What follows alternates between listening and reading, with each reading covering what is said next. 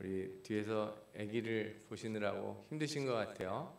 근데 이제 예배는 엄마 아빠가 잘 드리면 돼요. 그러면 아기들은 다 따라옵니다. 그리고 그 애들이 움직이거나 우는 거 너무 걱정 안 하셔도 돼요. 왜냐하면은 여기 있는 분들은 아이에게 신경을 안 쓰고 다 예배에 집중하시는 분들이라 너무 부담스럽게 생각 안 하셔도 돼요. 그리고 아기가 예배 시간에 깨기도 하고 울기도 하는 건 당연한 거예요. 그러니까 여러분들도 이렇게 아이가 막 여기 돌아다닌다고 이렇게 신경 쓰실 필요가 없어요. 예수님 때도 예수님이 이렇게 말씀을 전하시는데 애들이 자꾸 왔다 갔다 하니까 사람들이 저 애들을 좀 다 이렇게 예수님 곁에서 좀 띄워달라고 이렇게 얘기를 하는데 예수님이 아이들을 불러다 놓고 축복해 주시잖아요. 그렇죠? 그리고 어린아이와 같지 아니하면 천국에 갈 수 없다 이런 말씀을 하셨어요. 그러니까 예배를 드릴 때는 우리가 다 한 마음 돼서 이렇게 하나님 말씀을 경청하고 찬양하는 데 집중하시기를 부탁을 드리겠습니다. 그리고 엄마 아빠도 아이 돌보시면서 말씀을 잘 경청하시면 좋겠습니다. 오늘 사도행전에는 크게 세 가지 주제가 나타납니다. 사도행전의 가장 큰 주제 중에 하나는 이제 예수님의 증인으로서 말씀을 전하는 전도 사역을 행하는 사도들이 나타나고, 그 다음에 이 사도들이 복음을 전하고 세례를 줄 때 생겨나는 신앙의 공동체, 즉 교회고, 그 다음에 이 모든 일을 주관하시는 성령 하나님의 역사가 나타납니다. 그 중에서 우리가 신약에서만 특별히 볼 수 있는 게 뭐냐 그러면 바로 교회예요. 교회. 교회가 뭔지 우리가 좀 오늘 생각해 볼 필요가 있습니다. 교회를 표현하는 헬라어가 있는데 에클레시아라고 하는 말이 있어요. 이 에클레시아라고 하는 말은 합성어예요. 두 단어를 합친 건데 에크라고 하는 말하고 클레아라고 하는 말을 합친 겁니다. 그래서 에크는 어디 어디로부터라는 뜻이에요. 어디 어디로부터 이런 뜻이고, 클레이아라고 하는 클레시아라고 하는 말은 불러내다라는 뜻이에요. 불러내다. 그러니까 이걸 합쳐서 생각해 보면 어디로부터 불러냈다 이런 뜻이 되잖아요. 그래서 세상으로부터 부르심을 받은 자들, 선택받은 자들이 있는 모임을 교회다 이렇게 말할 수 있습니다. 저는 이 해석을 아주 좋아해요. 그러나 사실관계는 좀 말씀을 드려야 될 것 같아요. 이 단어는 교회를 위해서 만들어진 단어는 원래 아니에요. 구약 성경을 헬라어로 번역한 70인역에도 이 단어가 사용됐는데 그때는 교회를 뜻하지 않고 그냥 모임, 회중, 사람들 모이면 이것을 에클레시아라고 불렀어요. 특히 사도행전 당시에 그 민주주의 사회의 시의회 같은 거 있죠. 이렇게 이런 의사결정하는 모임, 이런 시민 모임들을 나타내는 단어가 에클레시아예요. 그런데 사도들이 복음을 전하면서 이렇게 신앙 공동체가 형성이 되는 과정에서 뭐라고 부를까 이렇게 하다가 그 부르는 이름을 에클레시아라고 정했어요. 그때부터 교회가 에클레시아라고 하는 표현을 쓰게 된 거죠. 뭐 정확히 얘기하면 우리가 에클레시아라고 하는 표현을 교회라고 번역을 한 거예요. 이렇게 한 이유가 여러 가지가 있는데 당시 유대인들은 회당 공동체에서 모였습니다. 회당을 뭐라고 부르냐면 영어로 시나고그라고 불러요. 그래서 유럽 같은 데 가보면 유대인들 모인 곳에 이런 회당들이 있어요. 회당들이 있어서 제가 독일에 갔을 때도 몇몇 지역에 보니까 유대인 공동체 회당들이 있고, 그 다음에 또 2차 대전 때 뭐 폭격을 받아서 아니면은 유대인 이제 학살과 관련돼서 그런 터만 남아 있는 곳도 있더라고요. 그런 이게 회당에 대응하는 어떤 공동체, 그 공동체를 정의하기 위해서 이 에클레시아라는 걸 썼어요. 그런데 앞서 말씀드린 것처럼 에클레시아가 민주주의하고 관련되어 있는 단어라고 그랬잖아요. 그게 신앙 공동체의 특성을 좀 반영을 해요. 이 신앙 공동체 안에는 이방인이나 유대인, 부자나 가난한 사람, 여자나 남자 구별이 없어요. 모두 하나님의 자녀로서 똑같은 자격을 갖는다는 거예요. 주인도 없고 종도 없어요. 괜찮아요. 이게 다 하나님의 자녀로서 하나가 된다는 의미가 있는 거죠. 교회에 소속이 되려면 세례를 받고 신앙 고백이라고 하는 것을 통과하여야 하는 조건은 있지만 그 안에서는 모두가 포용되고 평등한 그런 공동체라고 할 수 있어요. 특별히 이 공동체에 나타난 가장 특별한 점이 뭐냐 그러면 나눔의 공동체였다는 거예요. 사도행전 2장에 보면은 이제 베드로가 설교를 할 때 회개하고 모인 사람들이 있는데 이 사람들이 뭘 했는지가 첫 모습이 나와요.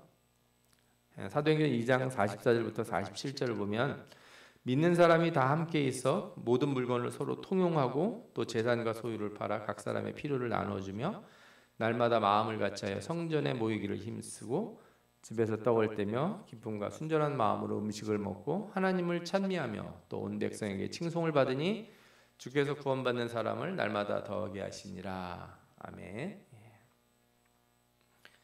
그러니까 복음을 받아들인 사람들이 다 모여서 나타난 현상이 뭐냐 그랬더니 다 한마음 돼서 같이 밥 먹고 가지고 있는 것들을 서로 공유하는 그런 공동체의 모습이 나타났다는 거예요. 이게 어떤 의미를 가질까요? 예수 믿고 죄 회개하고 이렇게 교회 나온다는 것하고 자신이 가진 것을 다 공유하고 나누고 함께 살아간다는 것은 어떤 관계가 있을까? 또 현대에서도 이런 교회를 이룰 수 있을까? 여러분들이 오늘 이 시간에 함께 생각해 볼 필요가 있겠습니다.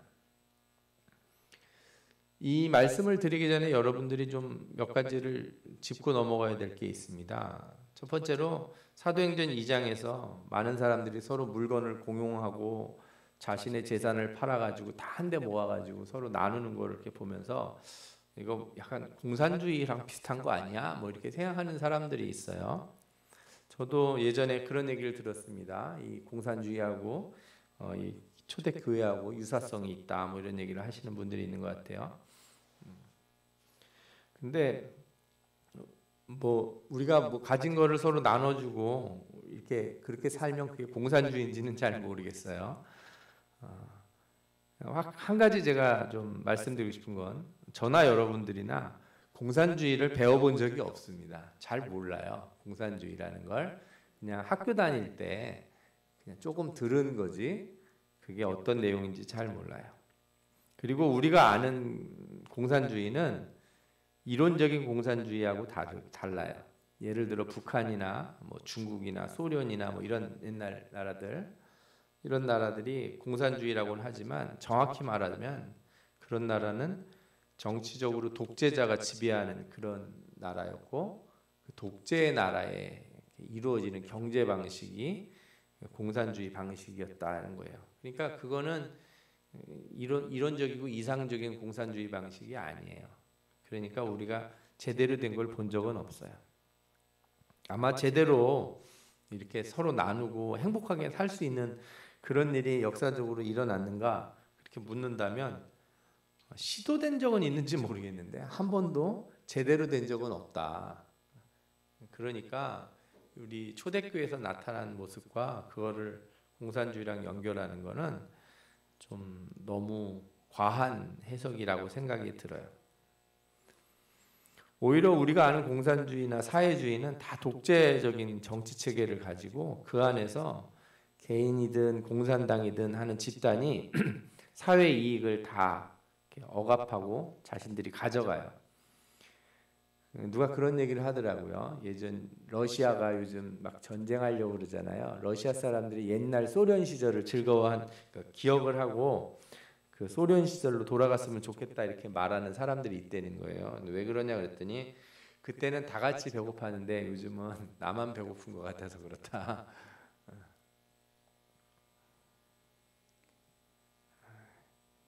독재자가 있는 시대에는 모두가 재산을 이렇게 나눠서 서로 공유하고 물건을 통용해서 이렇게 행복하게 살 수가 없어요.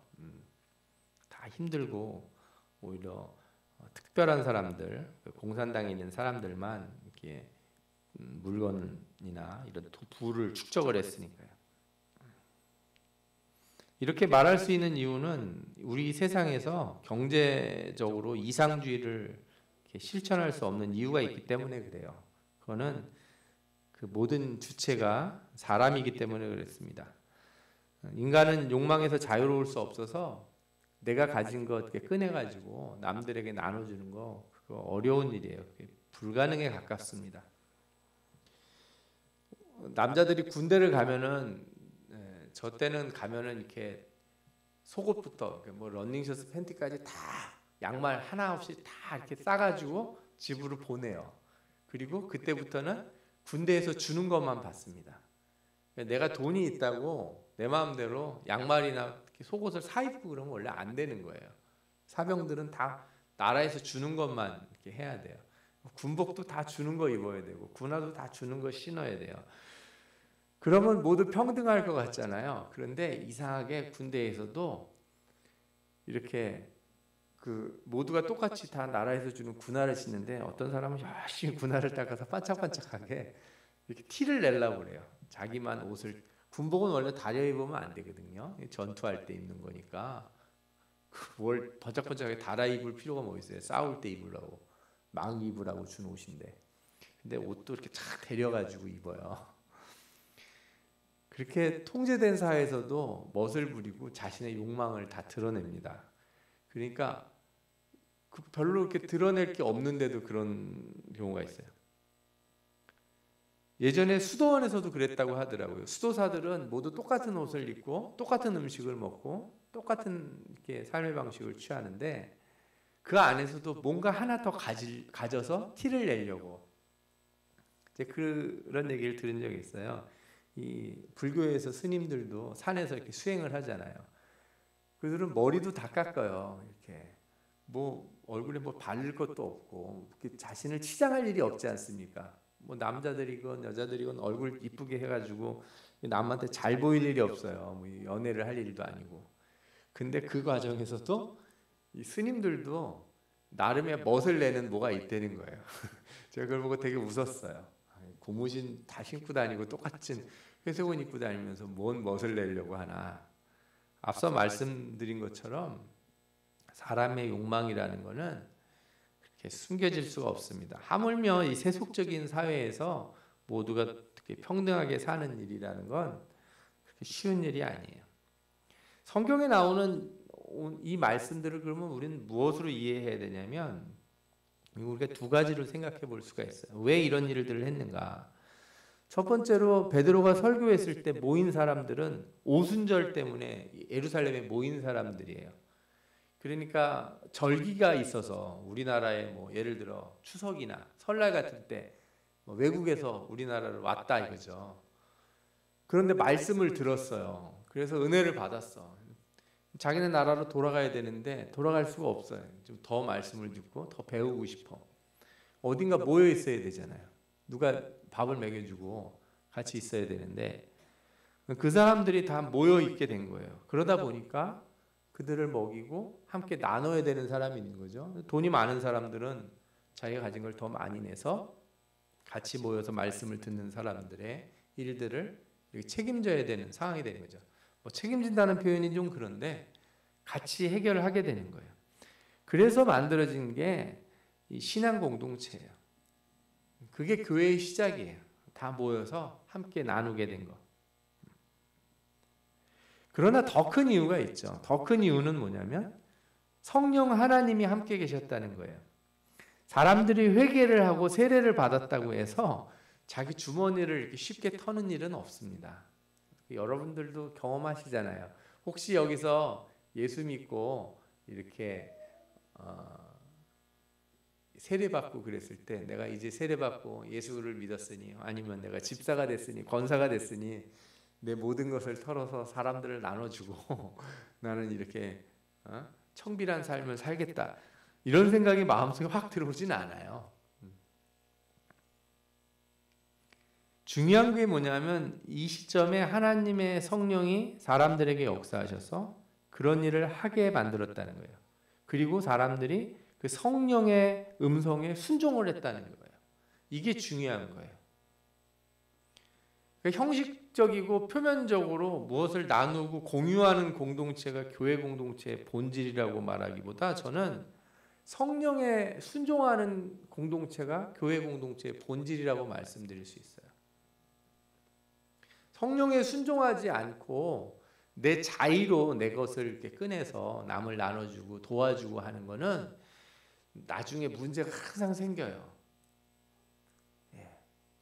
내가 하나님 말씀에 이렇게 순종하는 마음으로 다른 사람을 용서하고 사랑하고 그러면 뒤탈이 없는데, 그냥 내가 인격적으로 너보다 나으니까 내가 용서하고 내가 넘어가겠다. 그러면 꼭 얼마 지나서 안 와서 입에서 무슨 얘기가 나오냐면 내가 보자 하니까 하면서, 그죠? 내가 지금까지 얼마나 많이 참았는데 이런 소리가 나오는 거예요. 가장 가까운 사이인 이 부모와 자식 간에, 아니면 부부 사이에서도 예수 그리스도의 사랑으로 사랑해야 이렇게 행복이 오래 가는 거지, 내가 남자니까, 아니면 내가 여자니까, 내가 좀 더 배웠으니까, 내가 나이가 좀 더 많으니까 뭐 이런 거로다가 참고 그러잖아요. 뒤에 가면 반드시 뒤탈이 납니다. 하다못해 부부가 무슨 일을 할 때 이제 돈이 필요해서 남자도 돈을 내고 여자도 돈을 내고, 어떤 집은 그냥 아무나 내도 아무 상관없는 집인데 어떤 집은 여자가 5만 원을 내면 남자도 꼭 5만 원을 내야 되는 집이 있더라고요. 인간의 의지는 그런 거는 항상 나중에 가서 싸움이 나요. 형제 간에도 싸움 나고 부부 간에도 싸움 나고 그래요. 어떤 공동체든지 아름다운 공동체가 이루어지고 싶으면 한 가지를 말씀드릴 수 있어요. 성령의 음성에 순종하라. 성령의 음성에 순종하라. 성령이 하라는 대로 하면 아름다운 공동체가 이루어진다는 거예요. 여러분들, 우리 교회도 성령에 순종하는 공동체가 되시기를 축원합니다.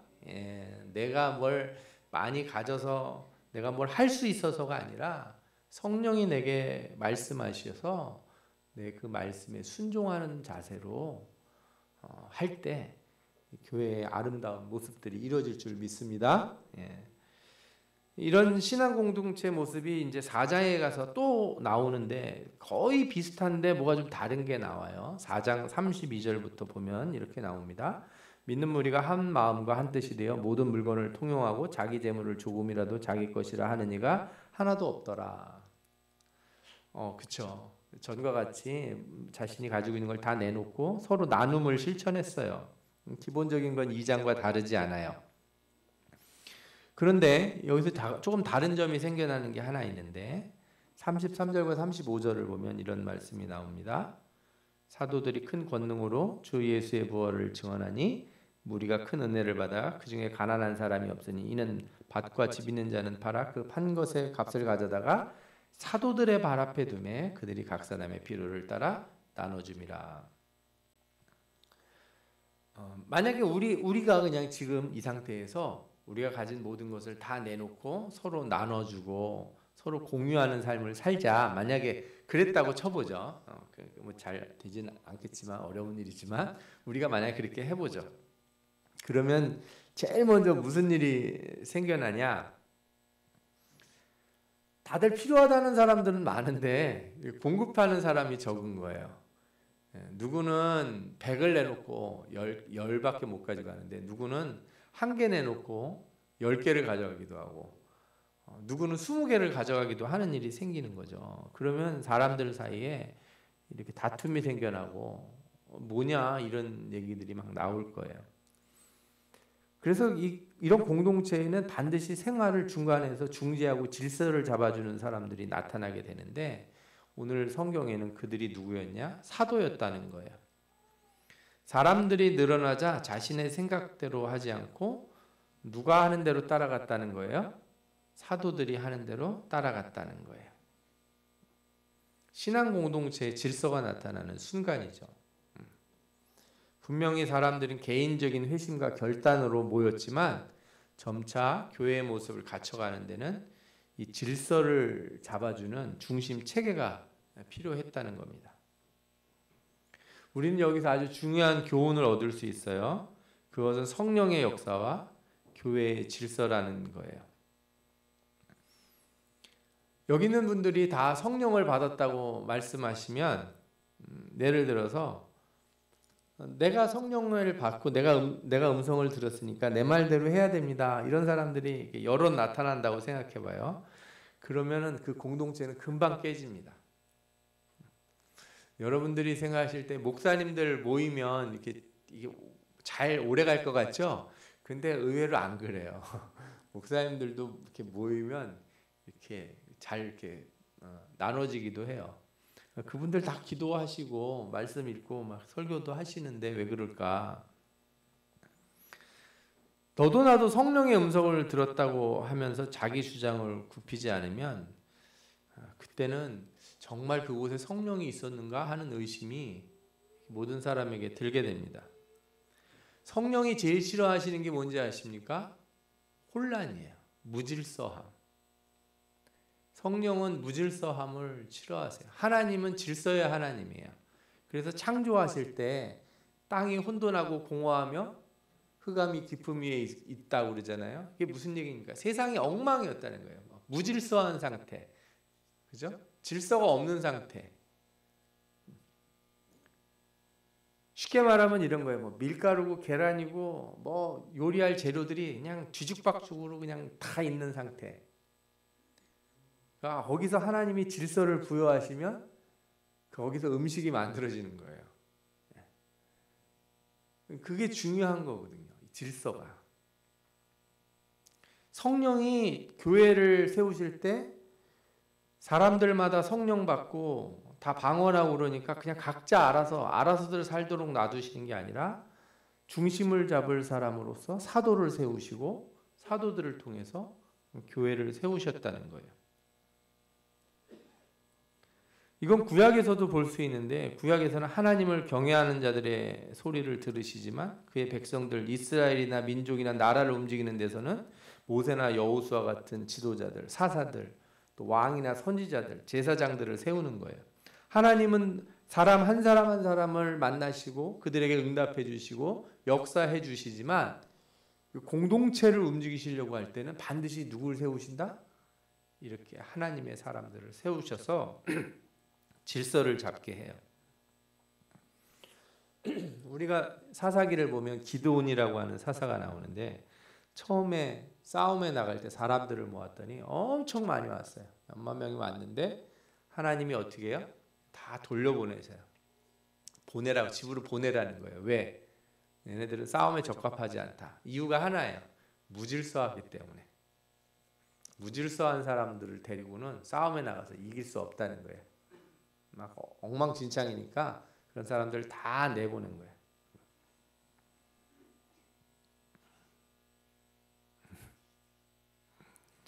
질서를 이렇게 잡아주시는 분이 바로 성령 하나님이에요.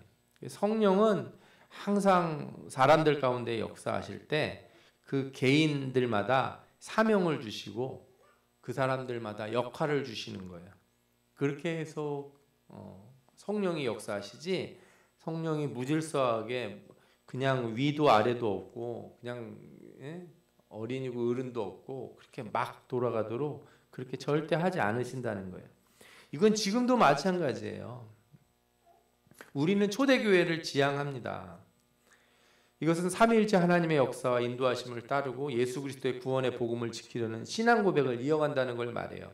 그러나 우리가 초대교회를 지향한다고 해서 옛날 초대교회 그때 방식으로 예배드리고 그때 방식으로 교회가 운영이 돼야 된다고 말하는 게 아니에요.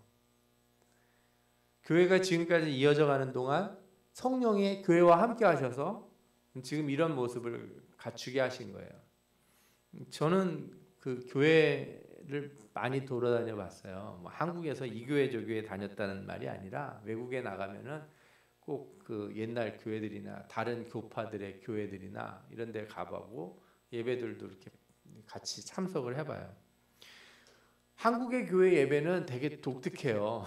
여러분들 다른 나라에 가서 예배를 드릴 때 이렇게 드리는 예배는 한국인들이 모여 있는 교회에서만 이렇게 예배를 드려요.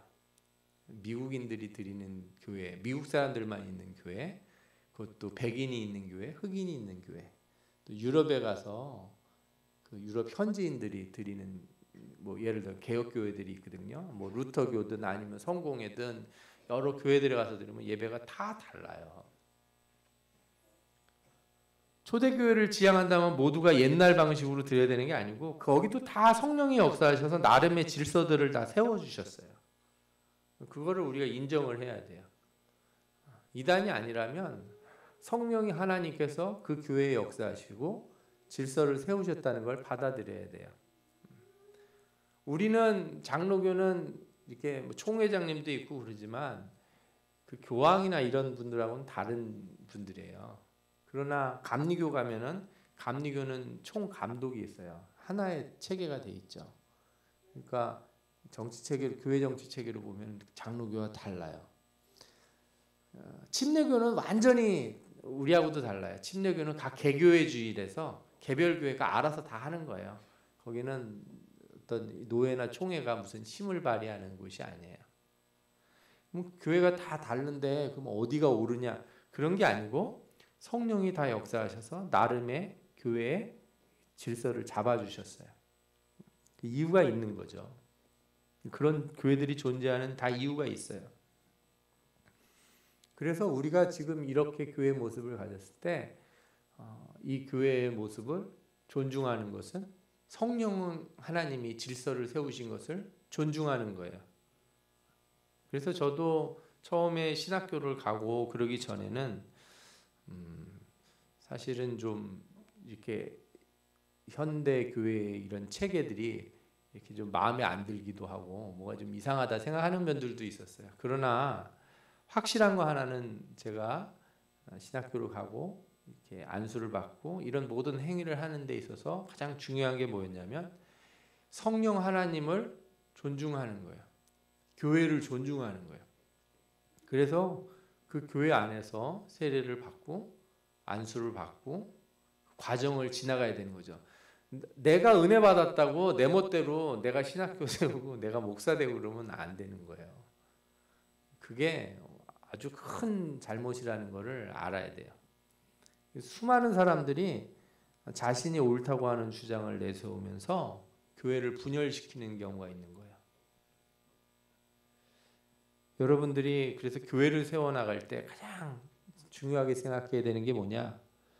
성령 하나님의 역사를 존중하고 그 질서를 세워나가는 것인 줄 믿습니다. 예.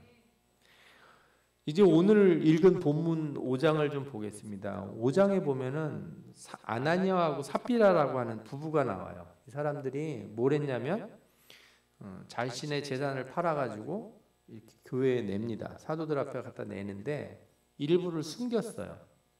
그것 때문에 베드로가 얘기를 해요. 너는 왜 그런 걸 숨겼냐고 속였다고 얘기를 하고 그 바람에 아나니아가 죽고 또 몇 시간 후에 아내 삽비라가 또 왔다가 베드로가 같은 일을 물었는데 삽비라도 또 숨겨요. 거짓말을 해요. 그래서 너는 왜 또 성령을 시험하냐 그렇게 해서 또 삽비라도 죽어요. 어떤 사람들은 이걸 보면서 너무 가혹한 거 아니냐 이렇게 말하는 사람들이 있어요.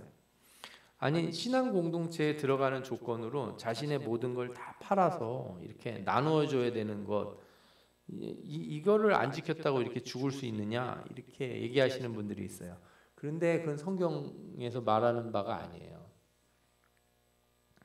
사도들은 한 번도 이렇게 모일 때 그렇게 하라는 걸 가르친 적도 없고 강조한 적이 없어요. 오늘 읽은 5장 4절에도 나오죠. 땅이 그대로 있을 때는 내 땅이 아니며 판 후에도 내 맘대로 할 수가 없더냐 이렇게 해요. 그 네 땅이었고 팔아도 다 네 건데 뭐 네 맘대로 못한 게 뭐가 있느냐 이거예요. 근데 왜 그걸 가지고 속이려고 했느냐 이게 묻는 거예요. 만약에 아나니아와 삽비라가 처음에는 다 드릴 마음이 있었는데 중간에 무슨 이유가 있어서 그렇게 못하게 됐다 그러면 그냥 사도들 앞에 얘기를 하면 됩니다. 이게 다는 아니고 절반인데, 아니면 뭐 3분의 1인데, 아니면 5분의 1인데, 10분의 1인데 이렇게 말을 하고 제가 10분의 1을 드리겠습니다. 이렇게 얘기하면 아무 문제가 없는 거예요. 근데 그들은 왜 다 바친다고 말을 하고 그렇게 안 했느냐 이거죠. 하나님이 왜 그거를 벌을 주셨는가 이거예요. 거짓말을 하고 속였기 때문에 벌을 주셨다. 뭐 그렇게 볼 수 있어요. 그러나 오늘 저는 앞서서 말씀 교회의 질서에 대해서 연이어서 말씀드리자면, 이건 하나님이 교회의 질서를 세우려고 하는데 그것을 무너뜨리려고 하는 행위예요. 만약에 사도들이 어떤 사람이 거짓말을 하는 걸 구별하지 못한다면 그 사도들이 세우는 교회, 그 사도들이 중심이 돼서 질서를 세우는 교회는 어떻게 될까요? 금방 무너집니다. 이 사람 저 사람이 다 속여도 아무도 모르는 거예요. 그러면 그 교회가 설 수가 있겠습니까? 앞서 말한 것처럼 이 신앙 공동체가 그 당시 사정상 다 모여가지고 다 함께 물건들을 나눠야 되는 상황이에요. 그런데 어떤 사람이 나는 10개가 필요해요. 나는 20개가 필요해요. 막 그래서 어떤 사람들은 사실 10개밖에 안 필요한데 난 30개가 필요합니다. 가져가서 10개는 자기 쓰고 20개는 팔아가지고 딴 데 돈 챙기고 만약에 이러는데, 그거를 사도들이 구별해내지 못한다면 그 공동체가 어떻게 되겠습니까? 성령이 알아서 하실 거라고요. 그렇게 생각하시면 안 돼요. 다들 성령 받았다고 하는 사람들이, 우리 교회에서 그래서 사고를 내는 사람들도 보면 다 세례 받은 사람들이고 예수님을 구주라 시인한 사람들이 사고를 쳐요. 오히려 초신자는 사고 안 칩니다. 교회 지을 때 뭐 벽돌 한 장 이런 거 갖다 놓을 때도 가격 더 받고 품삯 더 받은 사람들 다 예수 믿는 사람들이었어요. 오히려 예수 안 믿는 사람들은 감사해하고 고마워하고 깎아주기도 하고 그래요. 참 아이러니하죠. 그래서 우리가 이 사도행전 5장의 사건은 그 단순한 사건이 아니에요. 그냥 그저 헌금 얼마 내겠다고 그랬다가 숨긴 일이 아닙니다. 여러분들이 그래서 말씀을 보면서 오해하실 필요가 없어요. 여러분들이 혹시 하나님 앞에 작정하시고 뭘 드리려고 했는데 그게 뜻대로 잘 안 될 때 있으면 그냥 솔직하게 얘기하시면 돼요. 하나님 앞에 또 기도하세요. 제가 작정은 이렇게 했지만 다 못하게 됐습니다. 그러나 반드시 제가 하겠습니다. 지금은 이렇지만 나중에 이렇게 하겠습니다. 이렇게 기도하시면 돼요. 하나님 앞에 약속한 걸 하나님 앞에 지키기 위해서 내가 계속 노력하겠다고 하나님 앞에 하면 그걸 속이지만 않으면 됩니다. 할 수 있는데 속이는 건 그거는 뭐 하나님이 다 아시잖아요. 근데 진짜 문제는 뭐냐면 이렇게 사람을 속이려고 하는 거예요. 저는 몰라요. 여러분들이 무슨 마음을 먹었는지, 여러분들이 기도할 때 응답받은 거를 여러분들이 입으로 말씀해 주기 전에 저는 못 알아챕니다. 그렇다고 여러분들이 만약에 저를 속이면은 교회는 어떻게 될까요?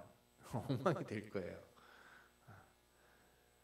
그게 그러면 제가 성령을 못 받아서 그거 분간해내지 못해서 그렇다 이렇게 생각하시겠습니까? 오늘 그래서 성경이 하는 말씀이 이거예요. 그거는 너희가 하나님을 속이려고 하는 것이다 그래요. 베드로는 무슨 억하심정에 있어서 아나니아와 삽비라가 죽어야 된다고 이렇게 하나님 앞에 기도한 게 아니에요. 왜 하나님의 교회를 속이려고 하느냐 이렇게 묻는 거예요. 그렇게 할 이유가 없는데 왜 질서를 다 깨고 무너뜨리려고 하느냐. 그래서 이 일이 단지 헌금에 관한 일이었다면 성령이 그 부부를 죽게 한 일이 과한 것처럼 보일지도 모르지만, 이 일이 교회를 흔들려고 하는, 하나님의 나라를 무너뜨리려고 하는, 그래서 복음 사역의 권위를 무너뜨리려고 하는 사단의 일이었다 이렇게 보면 그 벌은 결코 과하지 않은 거예요. 다른 건 몰라도 교회를 무너뜨리려고 하는 거는 큰 죄예요.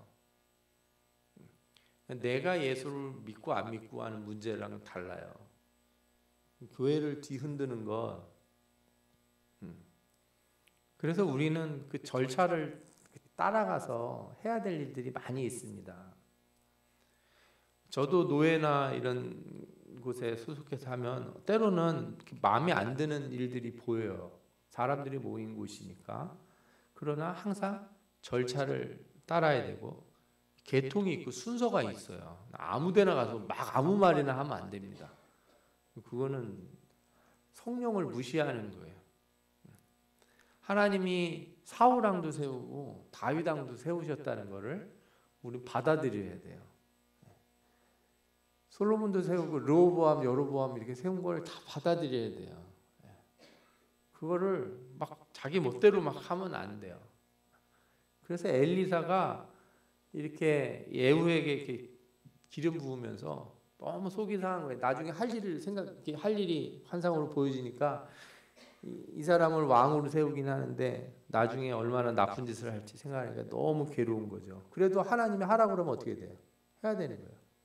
그 뜻이 있기 때문에. 우리가 종교개혁을 볼 때 종교개혁자들은 교회를 개혁하기 위해서 막 이렇게 저항하고 그러지 않았냐. 여러분들이 역사를 잘 보셔야 돼요. 제가 종교개혁사 몇 번 설교 시간에도 말씀드렸지만 루터는 처음부터 그렇게 할 마음이 없었어요. 교회가 개혁되기를 바랬어요. 교회가 이렇게 개신교회가 나오게 된 거는 하나님의 역사지 사람이 일부러 떨어져 나올 마음이 없었어요. 옳지 않은 것을 해결하고 싶은 것이 루터의 뜻이었지 개혁하고 싶은 게 교회를 뒤집어 놓으려고 하는 게 루터의 뜻이 아니었거든요. 그 뒤에 모든 개혁자들이 다 같은 생각을 가지고 있어요. 그래서 우리는 하나님이 세우신 권위를 존중하고 그 안에서 항상 엎드려서 먼저 기도하고 그리고 내가 이 변화를 위해서 무슨 일을 해야 될 것인가 이런 생각을 하면서 신앙생활을 해야 돼요. 우리 교회도 여러분들 생각을 해보십시오. 뭐 많은 수가 모여있진 않지만 사람이 모인 곳이라 문제가 이렇게 보입니다. 내 마음에 안 드는 일이 있어요. 어떤 거는 이렇게 했으면 좋겠고 어떤 건 저렇게 했으면 좋겠고 뭐는 이랬으면 좋겠고 저건 저렇게 했으면 좋겠고 하는 거에 이렇게 눈에 보여요.